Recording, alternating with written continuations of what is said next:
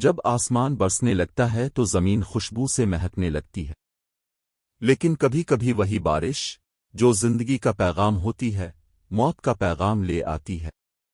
پاکستان کے باسی ان دنوں ایسی ہی ایک قیامت صغر سے گزر رہے ہیں، جہاں بارشیں صرف زمین نہیں بھگو رہیں بلکہ ماں کے آنچل، بچوں کے خواب، بوڑوں کی چھتیں اور کسانوں کی امیدیں سب کچھ بہا لے گئی ہے۔ گلگت بالتستان اور خیبر پختونخوا تباہی کا منظرنامہ۔ 2025 کے مونسون نے جیسے قہر برسا دیا ہو۔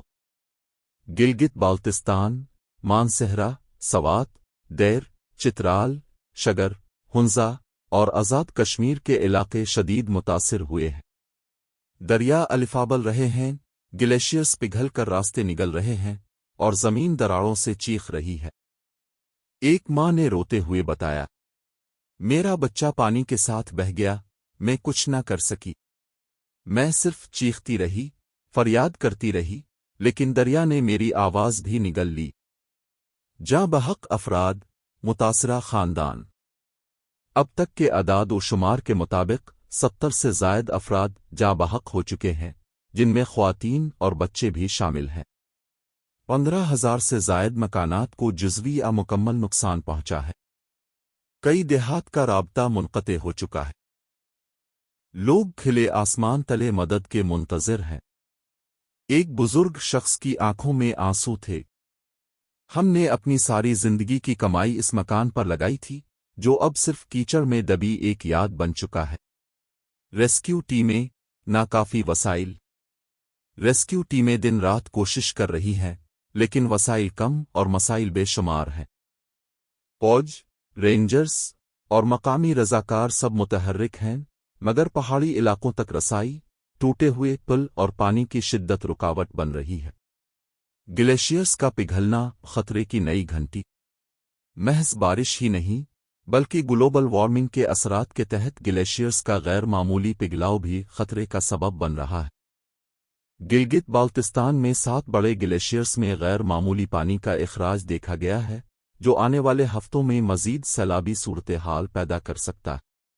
حکومت کی ناکامی یا قدرتی مجبوری؟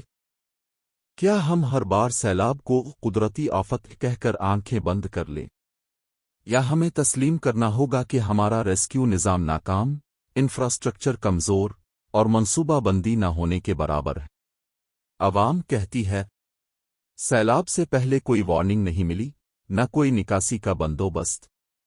ہر سال تباہی آتی ہے اور ہم صرف لاشیں گنتے ہیں۔ ماحولیاتی تبدیلی پاکستان خطرے میں۔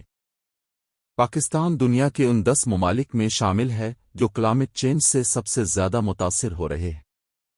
درجہ حرارت کا بڑھنا، بارشوں کا بے وقت ہونا، گلیشیئرز کا پگھلنا، یہ سب قدرت کی انتباہی علامات ہیں۔ اگر ہم نے اب بھی سنجیدگی نہ دکھائی تو کل شاید ہم زمین کے نقشے پر ایک اور وینس ہوں گے، پانی میں ڈوبا ہوا ملک۔ سبق جو ہمیں سیکھنے چاہیے۔ قبل از وقت وارننگ سسٹم کو جدید بنایا جائے۔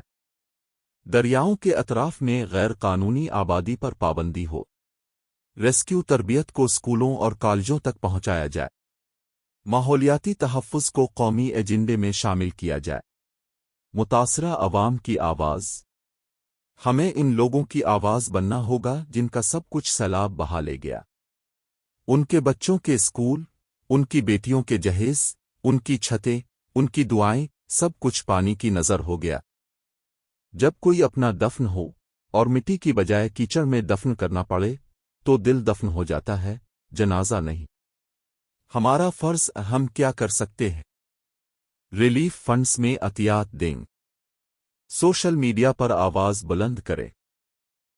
متاثرہ علاقوں کے لیے رضاکارانہ مہمات میں شریک ہوں۔